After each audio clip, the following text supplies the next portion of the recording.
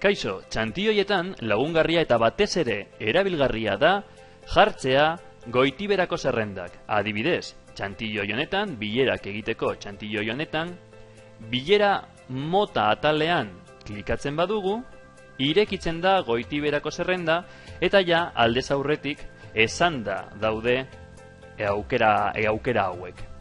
Hemen gauza bera parte hartzaileak triangeluan klikatzen badut, hemen daude parte hartzaileak eta aktibatzen dut aukera bat.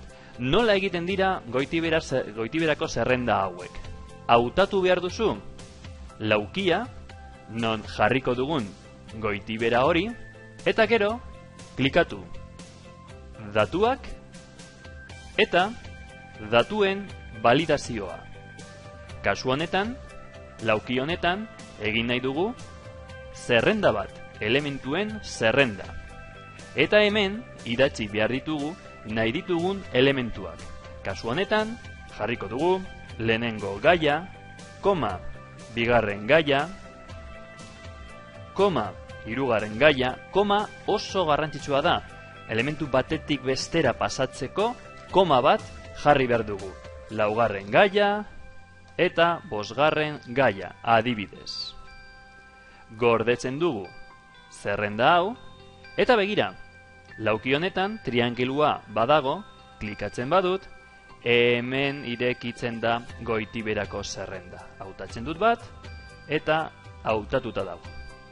Egiteko gauza bera hemen, eta ez egiteko banan-banan, hau da, diseinu bera hartzeko, begira, lauki honek, hor izkinean laukitxo txiki bat dauka.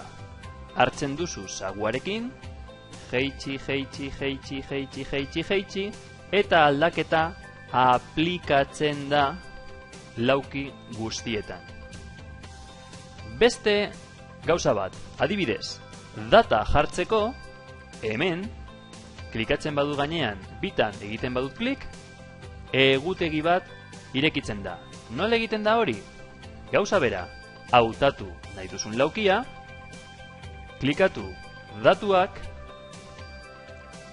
datuen validazioa, eta kasu honetan ez dugu jarriko zerrenda bat, baizik eta data.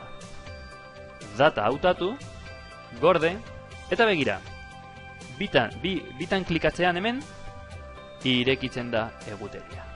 Eta hemendik hartzen duzu nahi duzun eguna. Eta hor, geratzen da.